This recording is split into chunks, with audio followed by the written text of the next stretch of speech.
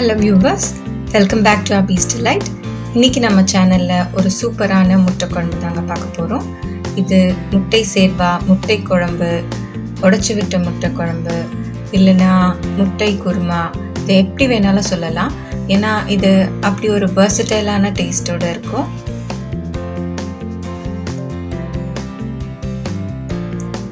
இது plain rice, ghee rice, jeera rice, அப்புறம் சப்பாத்தி, பூரி, பராட்டா எல்லாத்தோடவும் ரொம்பவே நல்லா போகுங்க. இதை நீங்கள் கண்டிப்பாக ட்ரை பண்ணிவிட்டு எப்படி இருந்ததுன்னு சொல்லுங்கள். பட் இதெல்லாம் பார்க்கறதுக்கு முன்னாடி நீங்கள் நம்ம சேனல் இன்னும் சப்ஸ்கிரைப் பண்ணலைன்னா சப்ஸ்கிரைப் பண்ணிக்கோங்க. அப்போ தான் நான் போடுற எல்லா ரெசிபீஸையும் நீங்கள் பார்க்க முடியும். இப்போ முட்டை சேர்வா எப்படி செய்யறதுன்னு பார்க்கலாம் வாங்க.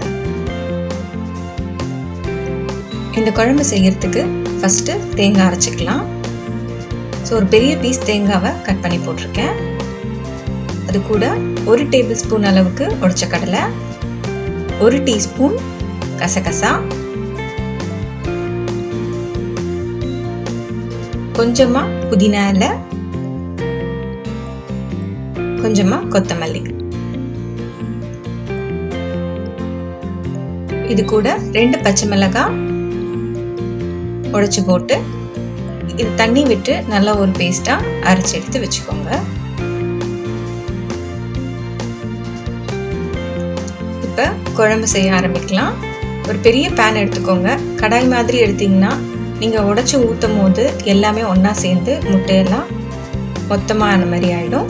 ஸோ அதனால் இந்த மாதிரி அகலமான பாத்திரமாக எடுத்துக்கோங்க. அதில் 6 டேபிள் ஸ்பூன் அளவுக்கு எண்ணெய் விட்டுடுங்க.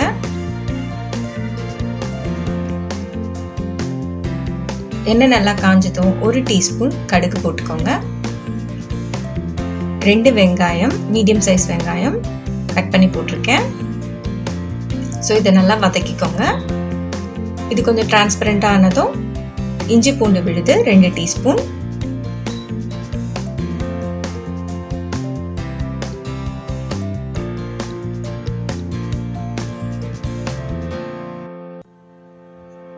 கொஞ்சமா கறிவேப்பிலை,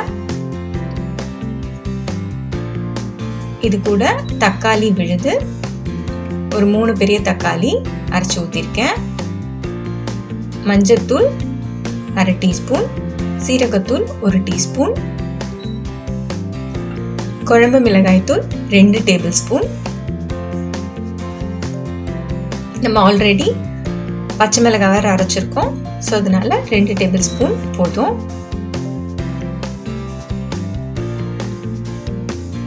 இப்போ இது எல்லாத்தையும் நல்லா கிளறிட்டு கொஞ்சமாக தண்ணி விட்டு இது ஒரு கிரேவி கன்சிஸ்டன்சிக்கு எடுத்துகிட்டு வந்துடுங்க. இப்போ இந்த மசாலா எல்லாம் நல்லா குக் ஆகிடுச்சு. இப்போ எண்ணெய் பிரிஞ்சு வந்ததும் இந்த குழம்புக்கு தேவையான அளவுக்கு தண்ணி விட்டுடுங்க. தண்ணி கொஞ்சம் தாராளமாகவே விடலாம். ஏன்னா முட்டை எல்லாம் சேர்த்து வேகும் போது குழம்பு கண்டிப்பாக திக்காகிடும். தேங்காய் வேறு ஊற்ற போகிறோம். இதுக்கு தேவையான அளவுக்கு உப்பு சேர்த்துக்கோங்க. மூடி போட்டு ஒரு 5 நிமிஷத்துக்கு நல்லா இதை கொதிக்க விடுங்க. இப்போ குழம்பு நல்லா கொதிச்சு வந்துடுச்சு.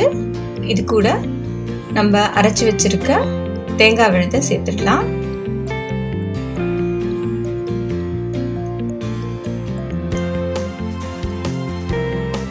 இது கூட கறி மசாலா 1 டேபிள் ஸ்பூன், அப்படி இல்லைன்னா கரம் மசாலா எது இருக்கோ அது 1 டேபிள் ஸ்பூன் சேர்த்துக்கோங்க.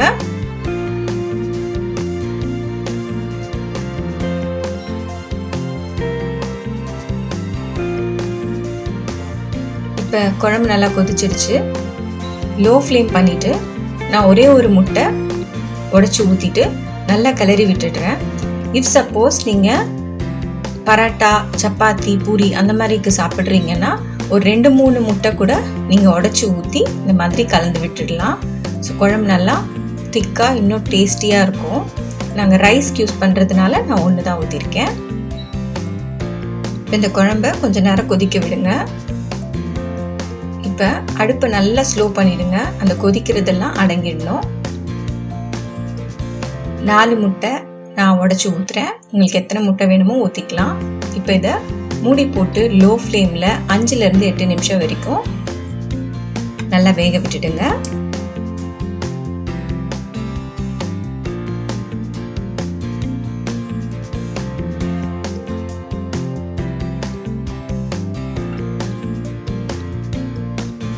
ஓப்பன் பண்ணி பார்த்தீங்கன்னா நம்மளோட முட்டை குழம்பு ரெடி ஆயிடுச்சு. முட்டையெல்லாம் தனித்தனியாக சூப்பராக வந்திருக்கு. ஸோ இந்த முட்டை குழம்பு, முட்டை சேர்வா உங்களுக்கு கண்டிப்பாக பிடிக்கும்னு நினைக்கிறேன். இது செஞ்சு பார்த்துட்டு எப்படி இருந்ததுன்னு சொல்லுங்கள். நான் சொன்ன மாதிரியே உங்களுக்கு சப்பாத்திக்கு வேணும்னா நீங்கள் நல்லா இன்னும் 2 முட்டை கூட உடச்சி ஊற்றி கலந்து விட்டுட்டு சாப்பிட்டு பாருங்கள். அதுவுமே ரொம்ப சுவையாக இருக்கும். இந்த வீடியோ உங்களுக்கு பிடிச்சிருந்ததுன்னா லைக் பண்ணுங்கள், ஷேர் பண்ணுங்கள், கமெண்ட் பண்ணுங்கள். தேங்க்யூ.